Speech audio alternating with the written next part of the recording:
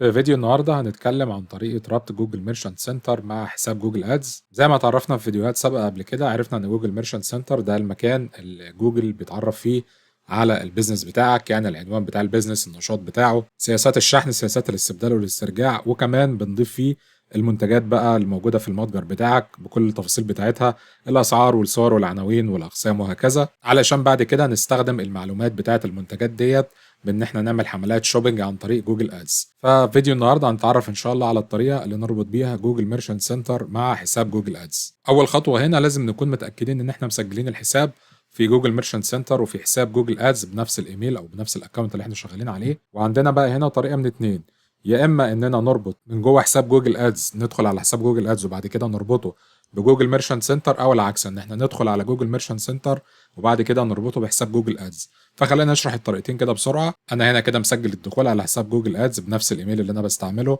في جوجل ميرشنت سنتر.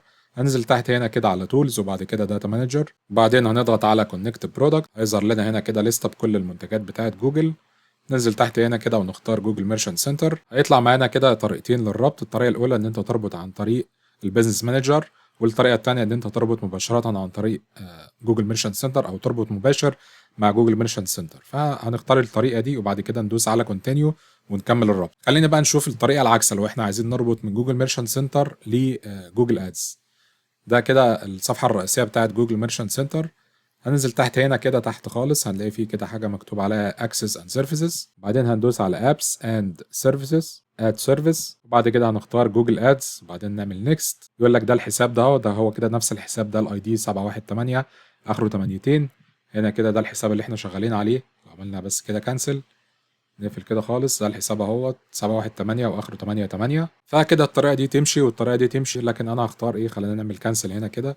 انا هختار ان انا اربط من جوه جوجل ادز، من جوه جوجل ادز اربط جوجل ميرشنت سنتر. فادوس هنا كده نراجعها تاني، نروح على تولز وبعد كده داتا مانجر وبعد كده ندوس على كونكت برودكت، وبعدين هنزل هنا كده اختار جوجل ميرشنت سنتر واختار الطريقه ان انا اربط مباشر معاه. ندوس على كونتينيو، هيظهر معايا الحساب اهو، اسمه هنا ترون مارت لو احنا فاكرين اسم الحساب بتاعنا ترون مارت.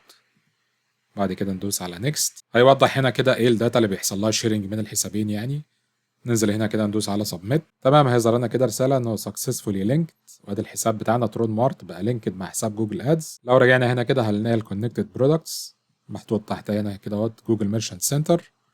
ولو رجعنا هنا كده على الابس اند سيرفيسز، لو عملنا ريفرش هنلاقي ان حساب جوجل ادز اللي هو الرقم بتاعه هنا ده، اللي هو الرقم ده اهوت، تمت اضافته جوه جوجل ميرشنت سنتر. وبكده نكون وصلنا لنهايه الفيديو بتاع النهارده اللي عرفنا فيه ازاي نربط حساب جوجل ميرشنت سنتر بحساب جوجل ادز، وقلنا ينفع طريقتين: ينفع من جوه جوجل ادز تربط مع جوجل ميرشنت سنتر، او من جوجل ميرشنت سنتر تربط مع جوجل ادز. نشكركم على المشاهده ونراكم على خير.